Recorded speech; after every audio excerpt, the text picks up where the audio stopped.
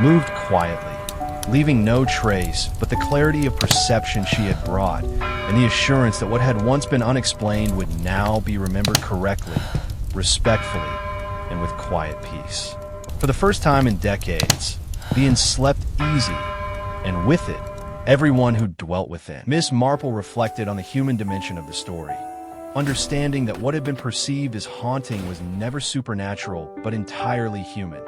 A forgotten incident, inherited routines, minor oversights magnified by repetition and expectation, and the collective imagination of those who had noticed but not questioned.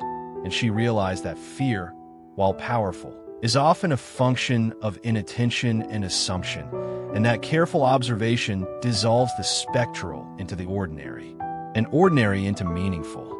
She observed the innkeeper speaking softly to a staff member, clarifying a task with gentle care, and she reflected how communication, when restored to its proper function, can prevent patterns from persisting, how acknowledgement can replace legend, and how small, deliberate actions restore order without drama. As the evening progressed, the inn seemed to exhale, its previous tension absorbed into normal rhythms, and Miss Marple observed that the fire burned steadily, the guests settled comfortably, and the corridors were empty of anxious anticipation. And she reflected that calm is not imposed externally, but emerges when comprehension has reconciled past anomalies, when human truth has replaced speculation, when legends are understood as echoes of routine rather than external menace.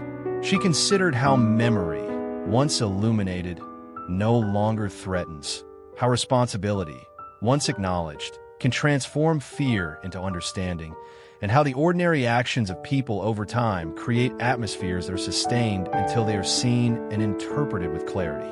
Finally, Miss Marple stood and walked once more through the inn, noting each sound, each shadow, each familiar object, and she felt a quiet satisfaction, the culmination of careful observation, insight, and subtle reasoning, and she understood that the haunted Christmas inn would no longer need to whisper its mystery to the living, for truth had been recognized, covering it with a pristine layer that reflected the glow of lanterns. Inside, the warmth of firelight and human presence created a sanctuary, a space where past errors could be acknowledged without shame, where mistakes had become lessons, and where guests, unaware of the details, felt only comfort. Miss Marple walked to the window, watching the lights flicker across the snow, and she reflected that the true resolution of a mystery often lies not in dramatic confession, but in small, deliberate acts of recognition and repair.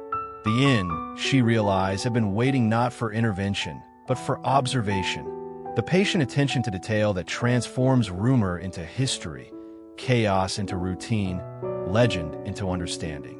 Every creak, every minor anomaly, every shadow of doubt had been part of a story that now could be told plainly. A story of human imperfection, oversight, and eventual acknowledgement. A story of how ordinary decisions echo across time, creating the illusion of haunting until someone cares enough to notice. And as the guests gathered in the dining hall for a quiet Christmas Eve meal, the inn seemed to settle into a rhythm of its own, no longer anxious, no longer demanding attention, no longer haunted in the way it had been. Miss Marple sat quietly, sipping her tea, observing the comfort and calm she had helped restore, feeling a serene satisfaction, the kind that comes from understanding the depth of human behavior and knowing that sometimes the most enduring mysteries are not supernatural, but entirely ordinary, yet overlooked for far too long. The night passed gently. Outside, the snow continued to fall. Inside, warmth, light, and soft laughter carried through every corridor. The haunted Christmas inn was no longer haunted by mystery or fear. It was alive with memory, restored order, and understanding. And Miss Marple, as always, moved quietly. Ears, because by the ninth movement of this story, Miss Marple understood that the word haunting had outlived its usefulness.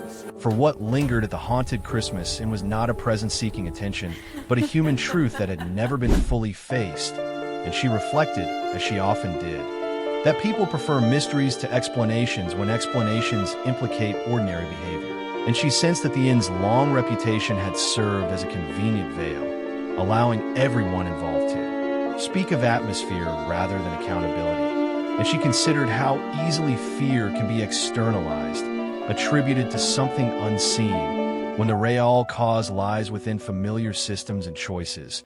And she observed that as understanding crystallized, reactions among the staff shifted subtly, their unease no longer rooted in anticipation of the disturbance, but in recognition of its implications. And she reflected that recognition often produces discomfort before relief, for it demands adjustment. And she watched as conversations grew more cautious, not because people sensed danger, but because they sensed responsibility. And she recognized that this was the true turning point of the case, the moment when myth began to give way to memory and routine to consequence. And she began to articulate the human truth quietly, not as accusation, but as reconstruction. For she knew that confrontation framed as revelation is more readily received than blame. And she reflected that the original incident had been shaped by circumstance rather than intent, a convergence of seasonal pressure, limited resources, and assumptions that went unchallenged. And she considered how such convergences are common, yet rarely examined, because they implicate no single villain, only collective oversight. And she observed that the inn's disturbances traced back to a decision made during a particularly demanding Christmas season, when staffing shortages and unexpected repairs had forced adjustments. And she years before we step fully inside, consider the warm glow of the Christmas inn, its amber lights spilling across freshly swept snow, promising rest, peace, and tradition. And yet something in that promise carries the weight of expectation. For anyone who emphasizes calm so insistently must be aware of the absence of it. And Miss Marple, leaning lightly on her walking stick more out of habit than necessity, immediately sensed that beneath the veneer of polished brass, carefully arranged garlands, and garishly symmetrical wreaths, there was a rhythm, a subtle tension humming beneath the surface. And it was the sort of tension that people rarely speak of, one that registers not in words but in gestures, the repeated folding of a scarf, the over-politeness of an innkeeper's smile, the way a chair is left conspicuously empty beside a window, offering the best view of falling snow, yet untouched, all of which spoke quietly of discomfort not voiced, of habits cultivated to avoid confrontation, with some memory or incident that no one had quite named. And as she stepped inside the door, the soft jingle of the bell above announced her arrival not loudly, but deliberately, reminding every guest already present that this building, these walls, had long absorbed the lives of those who came before, collecting small secrets and minor transgressions the way the carpet collected dust, unnoticed yet persistent. And she noticed how guests spoke in muted tones, eyes darting unconsciously toward corners, corridors, the staircase that led to the upper rooms, and how even laughter, when it arose, ended abruptly, clipped short by awareness, for no one wishes to be the loudest presence in a place that seems to listen, and though nothing had happened yet, no rattling chains, no spectral apparition, no sudden gust of wind, Miss Marple was acutely aware that something was waiting, not for a dramatic entrance, but for recognition, for acknowledgement, a subtle misalignment in the rhythm of the NTH ears. By the 10th night, the haunted Christmas inn seemed quieter, not because the disturbances had vanished, but because understanding had begun to settle over it like a soft snowfall, and Miss Marple felt the difference immediately. The tension in the hallways less sharp, the anticipatory glances among guests less frequent, the firelight dancing without exaggeration. And she reflected that calm is not the absence of anomaly, but the presence of comprehension. And she observed that the inn's staff moved through routines with a steadier rhythm, their steps less hurried, gestures less tentative, as though acknowledgement of the past had released some invisible weight. And she considered how understanding can transform perception, rendering previously alarming events into familiar markers of human behavior. And she noted how the disturbances now seemed almost intentional, not to frighten, but to signal continuity, the rhythm of inherited responsibility echoing harmlessly once. recognized, and she reflected that once systems are illuminated, what seemed mysterious becomes predictable, and predictability breeds comfort rather than fear. Miss Marple walked through the inn's corridors, her eyes noting the subtle details everyone had once ignored. The slight unevenness of the stair treads, the small rug at the landing, the way certain doors clicked with a peculiar resonance. Each element a silent record of human action over time, and she reflected that these small observations, once dismissed, had shaped months of speculation and unease. And she considered how ordinary objects often bear witness more reliably than memory, and how attention to them transforms assumption into knowledge. She paused near the staircase, listening, not for the familiar creak, but for the spaces in between, the moments where sound failed to appear, and she realized that the absence was as revealing as the presence, that nothing in this inn was accidental, and that even the smallest actions reverberate. Ears, because by the 8th stage of understanding, Miss Marple knew with quiet certainty that nothing new needed to happen at the haunted Christmas inn for the truth to reveal itself, for everything essential had already occurred years ago, and the only reason it still held power was because one small, ordinary detail had been repeatedly overlooked, dismissed not because it was hidden, but because it appeared too insignificant to matter. And she reflected that this is often how the most enduring misunderstandings survive, not through secrecy, but through familiarity. And as she moved through the inn that morning, she felt the atmosphere shift from anticipation to tension, the kind that emerges when a pattern is on the verge of being recognized. And she observed that people behaved as though they sensed this shift without understanding it, conversations shortening, movements becoming more deliberate, eyes lingering a moment too long on familiar features. And she reflected that recognition often arrives as discomfort before it becomes clarity. And she considered how the disturbances had evolved, no longer startling but insistent, their regularity forming a rhythm that mirrored routine rather than chaos. And she recognized that this rhythm was the overlooked detail itself, a pattern so consistent it had become invisible. And she began to reconstruct the sequence carefully, aligning sounds with times, locations with actions. And she noted that the disturbances always occurred when certain conditions aligned, not merely at night, but at a specific interval following the evening meal, after the staff had completed their rounds but before the inn fully settled. And she reflected that this timing corresponded not to leisure, but to labor, the end of duty rather than the beginning of rest. And she considered how easily such a detail might be dismissed, interpreted as coincidence rather than intention. And she observed that the route traced by the sounds matched precisely the been interpreted as haunting now appeared to everyone as echoes of human behavior. Routines maintained without reflection, assumptions allowed to persist, minor oversights extended in a pattern. And Miss Marple noted how quickly the mind fills gaps with legend when comprehension is absent, and how legend recedes when explanation arrives, for the human brain craves coherence over chaos. She considered the staff, now moving with subtle purpose, aware of the effects of their inherited tasks, performing them not blindly, but thoughtfully, understanding the connections between action and reaction. And she reflected that knowledge is the antidote to fear, turning repetition from threat into signal. And she observed how this knowledge spread quietly among guests, a shared recognition that what had once been alarming was now comprehensible, even comforting for a connected past, present, and expectation into a coherent rhythm. Miss Marple took a seat in the common room, her eyes scanning the familiar bookshelves, the polished wood, the small trinkets that marked decades of care. And she reflected that the inn itself had become a repository of human choice, every object and sound a testament to intention, oversight, and adaptation.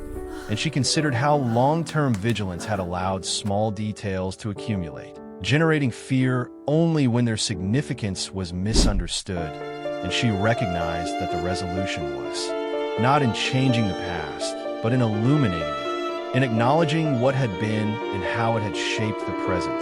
And she observed the guests, quietly attentive, noticing small details that had escaped them before, The subtle creak of the staircase now interpreted as a marker of routine, the shifting firelight now a signal of warmth rather than menace, the quiet hum of the inn now a reflection of its living memory. By the third evening, the Christmas inn had settled into a rhythm so precise it felt rehearsed.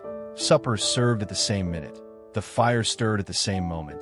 The lamps dimmed in the same gentle sequence. And it was precisely this predictability that made the disturbance noticeable. Because when a place relies so heavily on routine, even the smallest deviation announces itself with startling clarity.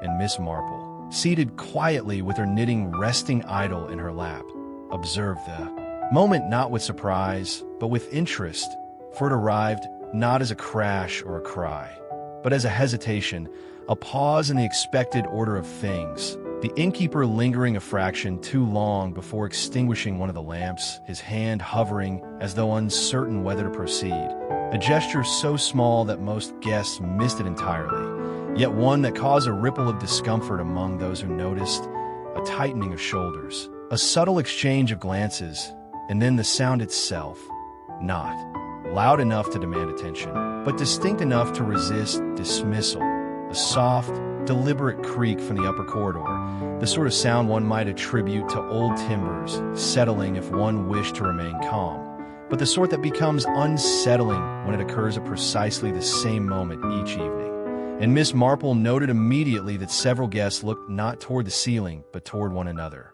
as though seeking confirmation of a shared understanding, and it was in that glance, that brief, unspoken exchange, that the true disturbance revealed itself, because fear, she reflected, is never born of noise alone. It is born of recognition, of realizing that others have noticed the same thing and chosen not to speak of it. And as the room resumed its measured quiet, conversations restarting with forced casualness, she observed the subtle after-effects of the sound. The way a guest shifted his chair slightly closer to the fire, the way another reached instinctively for her H. By the third evening, the Christmas inn had settled into a rhythm so precise it felt rehearsed. Supper served at the same minute. The fire stirred at the same moment. The lamps dimmed in the same gentle sequence. And it was precisely this predictability that made the disturbance noticeable. Because when a place relies so heavily on routine, even the smallest deviation announces itself with startling clarity. And Miss Marple, seated quietly with her knitting resting idle in her lap, observed the moment not with surprise, but with interest, for it arrived not as a crash or a cry, but as a hesitation, a pause in the expected order of things, the innkeeper lingering a fraction too long before extinguishing one of the lamps, his hand hovering as though uncertain whether to proceed, a gesture so small that most guests missed it entirely, yet one that caused a ripple of discomfort among those who noticed, a tightening of shoulders, a subtle exchange of glances, and then the sound itself, not loud enough to demand attention, but distinct enough to resist dismissal, a soft, deliberate creak from the upper corridor, the sort of sound one might attribute to old timbers, settling if one wished to remain calm, but the sort that becomes unsettling when it occurs at precisely the same moment each evening.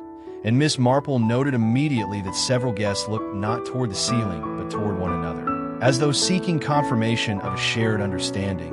And it was in that glance, that brief, unspoken exchange, that the true disturbance revealed itself.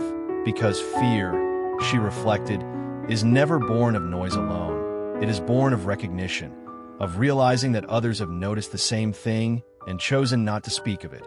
And as the room resumed its measured quiet, conversations restarting with forced casualness, she observed the subtle after-effects of the sound. The way a guest shifted his chair slightly closer to the fire, the way another reached instinctively for her ears. Now that the inn has settled into its careful quiet, it becomes easier to hear what people do not quite say. Because whispers of the past rarely arrive as stories told outright. They arrive instead as hesitations, as half-finished sentences, as the slight tightening of a smile when a name is mentioned. And this was precisely how the Christmas inn revealed its history, not through dramatic confession, but through the steady accumulation of avoided details, for the village had learned long ago that calling something a rumor was safer than calling it a memory. And so the past survived here in fragments, passed politely from one generation to the next like china no one used, but no one dared discard. And Miss Marple, listening with the same mild attentiveness she might give to a neighbor discussing hedges or preserves, noticed how conversations drifted inevitably toward the same narrow stretch of time. Never named directly, always referred to as years ago or before things were set right, phrases that sounded reassuring but explained nothing. And she observed how villagers spoke warmly of the inn's present comforts while unconsciously distancing themselves from its earlier days, praising the renovations, the new management, the careful upkeep, as though bricks and beams could be absolved simply by repainting them.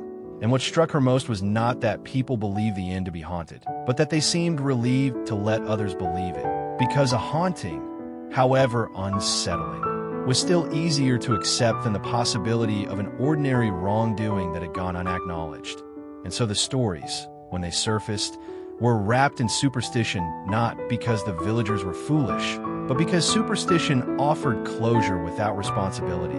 And Miss Marple thought of how often communities preferred an invisible culprit to a familiar one, how a ghost could be blamed endlessly without ever being confronted. And she noticed too how the whispers contra ears, by the time the fifth day settled over the haunted Christmas inn, Miss Marple had become acutely aware that what lingered most heavily in the air was not fear but memory, for memory has a way of seeping into walls and routines alike. And when people speak of places being haunted, they often mean that certain recollections have never been properly laid to rest. And Miss Marple felt this truth pressing in on her as she observed how every corner of the inn seemed burdened by recollection. Some openly acknowledged, others carefully avoided. And she noticed how certain topics, once raised, were swiftly redirected, how laughter dimmed when a particular year was mentioned, how faces softened or tightened in response to names that were never spoken fully. And she reflected that memory, unlike imagination, is anchored in reality, even when distorted by time. And she suspected that the inn's disturbances were less about present danger than about unresolved remembrance. And she began to consider how memory functions in communal spaces, especially those that have endured long enough to witness multiple generations. For such places become repositories not just of events, but of interpretations, each retelling smoothing some edges while sharpening others. And she observed that the staff spoke of the inn's history in careful fragments, offering anecdotes that felt rehearsed, anecdotes that hinted at depth without ever descending into it. And she recognized this as a protective instinct, for people often curate memory to shield themselves from discomfort, presenting a version that feels manageable rather than complete. And she paid close attention to which memories were shared freely and which were conspicuously absent, noting that recent renovations were discussed readily, while older alterations were mentioned vaguely, as though dates had lost their meaning. And she reflected that memory is selective. Not listen closely, because not everything in the haunted Christmas inn is as it seems. What if the cheerful glow of Christmas lights hid secrets that no one dared speak aloud? Have you ever noticed how some places feel warm and inviting during the day, but whisper unease at night? Every creak, every flicker of candlelight seems almost deliberate, and yet no one knows why. Not yet, but tonight, the truth might slip through the cracks. Can you notice it too? The subtle shift in the air when no one is looking? By nightfall, the inn's walls might reveal secrets everyone tried to forget. And by the end of this story, what you thought was comfort may turn into revelation. Ears, by the fourth day, what unsettled the Christmas inn was no longer the disturbance itself, but the way everyone had begun to arrange their lives around it. For repetition has a peculiar power over human nerves, and Miss Marple understood that when something occurs once, it can be dismissed. When it occurs twice, it invites discussion, but when it occurs regularly, with precision and indifference to human schedules, it begins to rewrite behavior. And that was exactly what had happened here. The soft creak in the upper corridor arriving each evening with such punctuality that it had become a silent appointment no one acknowledged aloud. Yet everyone prepared for inwardly. And Miss Marple observed how the inn's routines subtly reshaped themselves in response. Supper conversations growing shorter as the hour approached. Guests retiring earlier not because they were tired, but because they wished to be elsewhere when the sound came. Staff members finishing tasks just ahead of time as though racing an invisible clock, and she noted how even the fires seemed to be tended with greater care during those moments. Poked and adjusted as a form of distraction, for people often busy their hands when they cannot quiet their thoughts, and she watched closely as patterns emerged, recognizing that patterns, unlike chaos, were deliberate whether or not anyone intended them to be, and she began cataloging them quietly. The time of the disturbance never varying by more than a minute. Location remaining consistently in the same stretch of corridor. The reactions following an almost ritualistic sequence. Initial stillness, a glance toward the stairs, a forced continuation of whatever activity had been interrupted, followed by an exaggerated normality that lingered too long. Laughter extended beyond its natural end. Politeness sharpened to the point of strain. And Miss Marple reflected that repetition did not merely reveal habit. It exposed intention, and intention, once identified, returned more freely. Conversation flowed without hesitation, and the Christmas lights seemed to shine with a warmth that mirrored the restored order within. Miss Marple reflected on the human nature of mystery. Often, she thought, it is the ordinary, miscommunication, neglect, unexamined routines that sustains fear, not malice. People prefer a ghost to accountability because it allows them to observe from a distance, to speculate without responsibility, and she realized how easily generations of assumption could have magnified small incidents into enduring legend. Ben had been haunted, yes, but by human oversight, not spirits. And now, having revealed the truth quietly, she felt a rare satisfaction, the kind that comes from restoring clarity where confusion once thrived. She walked to the main hall, where a family was decorating the Christmas tree. She observed the deliberate care in each ornament, the laughter between the generations, the soft hum of the piano in the background, and she noted how the ordinary acts of connection and attention had replaced the tension that had long filled the inn. The disturbances that once punctuated nightly routines had disappeared, not because the building had changed, but because perception had. Where fear had once lived, understanding now dwelled, and that was more powerful than any legend. Miss Marple considered the staff, too, who had learned, through subtle guidance and reflection, to see the significance of what had once seemed trivial. Their inherited routines were now performed with mindfulness. The timing of nightly checks, the placement of decorations, the monitoring of guest comfort, all done consciously, with awareness of the impact of small actions.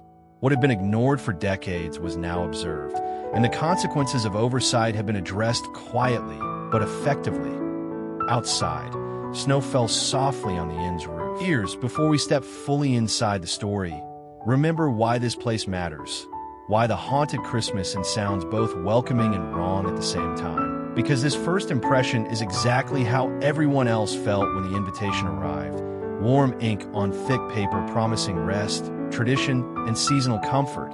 And that was the first mistake, for the inn stood at the edge of a village that prided itself on normalcy. The sort of place where doors were locked more out of habit than fear. Where people measured time by church bells and afternoon tea rather than urgency. And the Christmas in itself rose gently from a bend in the road like a remembered kindness, its windows glowing amber even before dusk, garlands arranged with careful symmetry, wreaths neither too lavish nor too sparse, everything announcing reliability rather than luxury. The kind of establishment that seemed to reassure tired travelers simply by existing. And yet there was something about the invitation that made certain readers hesitate before accepting. Not because it mentioned anything unusual. Indeed, it did not, but because it tried a little too hard to sound ordinary, emphasizing quiet nights, restful sleep, and uninterrupted peace as though these were rare commodities that needed advertising. And Miss Marple noticed this at once, not with alarm, but with mild interest, the way one notes an unnecessary apology or an overly polite excuse. For in her experience, people did not emphasize calm, unless calm had once been broken. And as she arrived, leaning lightly on her stick more for custom than necessity, she observed how the innkeeper greeted guests with impeccable courtesy. Always the same smile, always the same phrasing, never lingering too long, as though repetition itself was a shield against deviation, while bells chimed softly above the door, not because anyone rang them, but because a draft insisted on reminding newcomers that the building was old, older than its fresh paint. Ears, because by the seventh day, Miss Marple was no longer listening for sounds but for absences, for she had learned through long experience that what people forget on purpose is often more revealing than what they remember aloud. And the haunted Christmas Inn now felt like a place shaped as much by omission as by presence. And she sensed that the truth she sought was not dramatic in its execution, but devastating in its neglect. Something that had occurred quietly, been discussed briefly, and then carefully folded away. And she reflected that forgotten incidents are rarely forgotten accidentally. They're set aside because they complicate narratives, because they introduce responsibility where comfort once existed. And she began to observe how conversations curved gently around a particular gap, a span of years referenced vaguely, a Christmas mentioned without details, an alteration in management discussed without explanation. And she recognized that this gap was not empty, but deliberately maintained, a silence shared by many and questioned by none. And she considered how such silences form, not through conspiracy, but through mutual relief, as each person benefits from not having to confront what the incident implies. And she noticed that when she asked about earlier guests or former staff, answers were courteous but brief, names omitted, timelines blurred, as though precision itself were unwelcome. And she reflected that precision demands accountability, while vagueness allows distance. And she suspected that the inn's disturbances were connected to an event that had been rendered vague over time, its edges smoothed until it became harmless in memory, even if its consequences persisted. And she began to focus on the physical space of the inn, noting subtle inconsistencies that suggested past disruption. A corridor slightly narrower than expected, a room repurposed without explanation, a window that had clearly been sealed and reopened. And she reflected that bill. Ears. Once the inn had settled into its evening calm, it became easier to hear the quiet tremors of memory, the whispers of past incidents that refused to die, though no one ever spoke them aloud.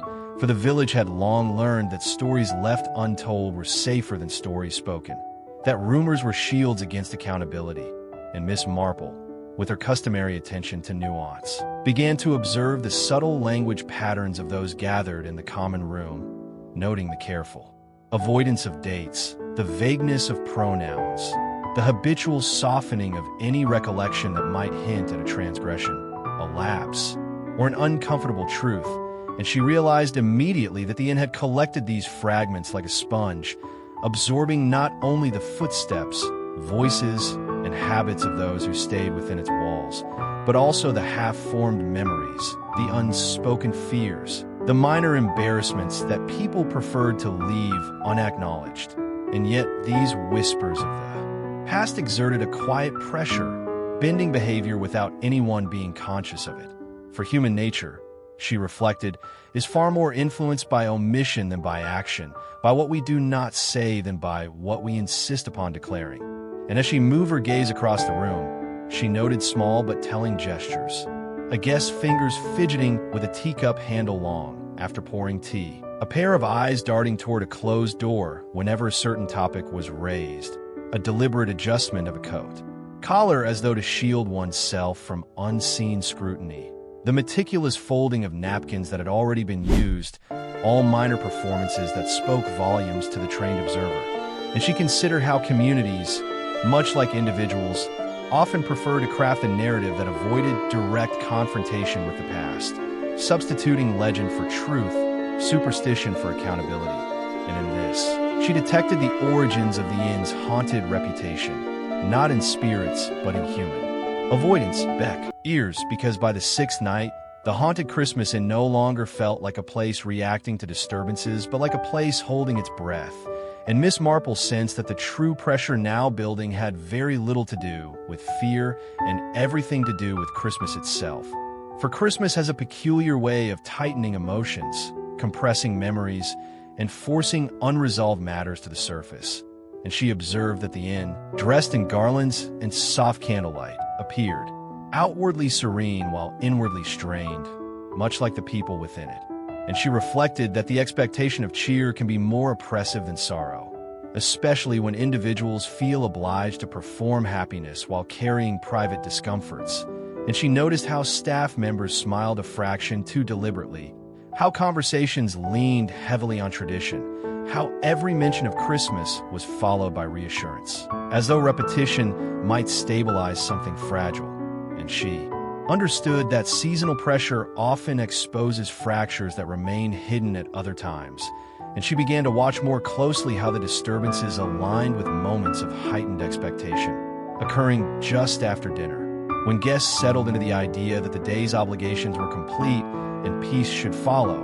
And she considered how disappointment, when it contradicts expectation, can feel sharper than fear. And she noted that the inn's nightly interruption seemed timed to disrupt precisely that fragile sense of completion, as though reminding everyone that something unfinished remained.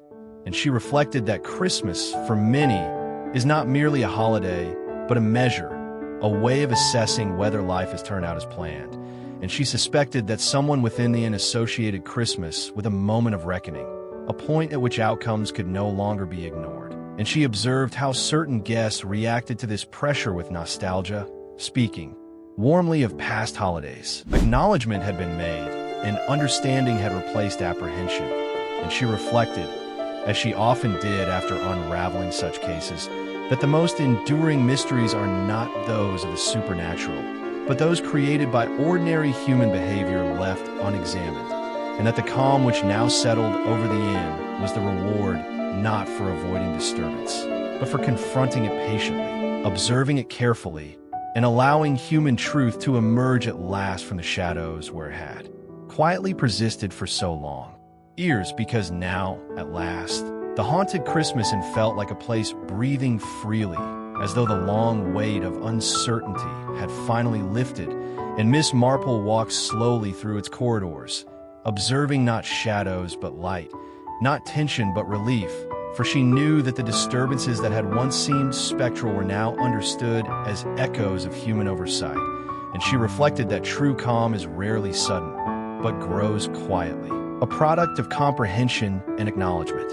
She paused near the grand staircase, tracing the subtle creaks with her ear, noticing how each one now spoke not of mischief but of memory. The floorboards remembering footsteps of 100 Christmases past, routines followed, responsibilities assumed, small mistakes made and carried forward, and she understood that the inn itself had been waiting for recognition, for someone to see that the haunting was never supernatural, but the lingering effect of human choice, left unresolved and magnified. Over decades, the innkeeper approached, his expression softened by relief and gratitude, and Miss Marple noted the unspoken understanding between them. The tasks that had once been rote and burdensome were now performed with deliberate care. Small oversights were acknowledged openly. The former fear of disruption had given way to quiet confidence. Guests moved with ease, their curiosity satisfied, their imagination no longer inflating ordinary events into legend.